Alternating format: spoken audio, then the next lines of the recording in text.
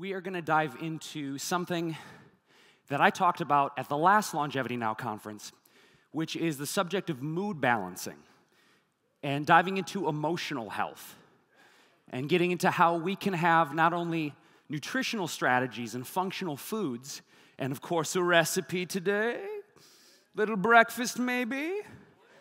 So we're going to be diving into, like I said, functional foods, nutrition, but also some mindfulness techniques and getting into the mindset of how we can increase confidence in our life and basically how we can boost our moods and how do we get through those moments in our life of anxiety and depression and feeling like we're in a really dark place. Because for those of us in the wellness industry, it's very easy to have these moments of like, oh, everything's amazing all the time, you know? And it is often, but there are moments when maybe we find ourselves in a place where we don't know what to do. So we look at neurotransmitters, and they have specific biological functions for our body, right? And so when we're feeling certain mood disorders, it might be linked to the fact that some or many or all of our neurotransmitters are depleted. I'll talk a little bit more about the tests I had when I was going through depression. But I went and got a neurotransmitter screening, and I remember Dr. Alan Green, my doctor, looked at the test results. He's like, well, it's no wonder you're suicidal and depressed. All of your primary neurotransmitter function is like way suboptimal.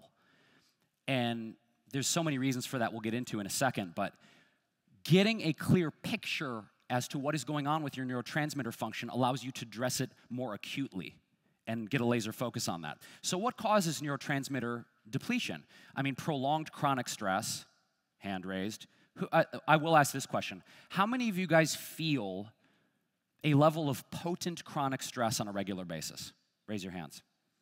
Right? I mean, it's a lot of people. It's like, this is a very real thing. We can be eating healthy. We can be meditating. We can be praying. We can have our community. But legit, guys, I think even more than bad food in this world, stress is killing people. Killing them. Even if you're like the gold medal raw foodist, you've been raw for 50 years. I know someone, right? Like, you can get taken down by stress.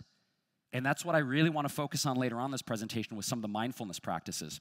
And there's really no shotgun approach. I mean, there can be anxiety, there can be suboptimal nutrition. There's some research showing that mood disorders and bipolar and depression and anxiety there's no definitive research, could be linked to our genetics. That's why I bring up my dad as a possibility here for me. More research that needs to be done there. But taking just a pill, and there's a lot of like nootropics. I don't know if you guys are into biohacking, but there's a lot of like brain pills out there, right? Like, take a brain pill. Like, what was that Bradley, Limitless, right? Like the brain, like, just take a brain pill. And then suddenly you just suddenly have ninja kicks and are in the 1987 gymnastics competition. But I strongly feel in bio-individuality that if you guys just take an off-the-shelf brain pill, how do you know what's actually going on with your brain chemistry? You're like, I don't know. Could be 5-HTP, could be B6, could be low in magnesium, tryptophan, I don't know. But how we're really going to solve this on an individual level is by getting tested, right? Going in, getting a shot of what our actual chemistry looks like so we can address it with a more laser focus. Does that make sense, you guys? Cool.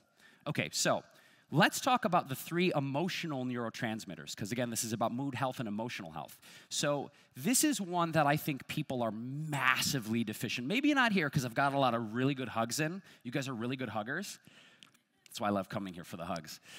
But we are overloaded on dopamine. I'm sorry, not dopamine. We are overloaded on cortisol, rather, in our society due to the stress, due to the anxiety, due to us disintegrating into our fight or flight response all the time, right? And we're deficient in oxytocin. And oxytocin is that hormone, like when babies are born, it's that bonding chemical with mothers and their babies. But you also get an oxytocin release in your body when you hug someone, right? You know, when you get one of those, you know, and maybe there's like some people in the crowd that don't like hugs, right? They do like that, like the fist bump, and they're like, I don't hug. And I'm like, that's cool. Do you hate cilantro too? There's always somebody, when I'm doing corporate food demos, and I'm like, all right, where are the cilantro haters? And I'm just like, I'm sorry. So clinical research has shown that people who don't like hugs also hate cilantro. I love you anyway. So oxytocin, what are the boosters for this? And it's important because it produces not only these feelings of love and connectedness, but there is research that has shown that high levels and regular levels of oxytocin in the body reduces feelings of fear, and it actually reduces an inflammatory response through hugging and human touch. And we are in a touch-averse culture. People are so afraid to touch each other and hug each other. And I'm in a completely non-sexual way. I mean, just genuine human physical touch. We are so deficient in this because people are so afraid to connect.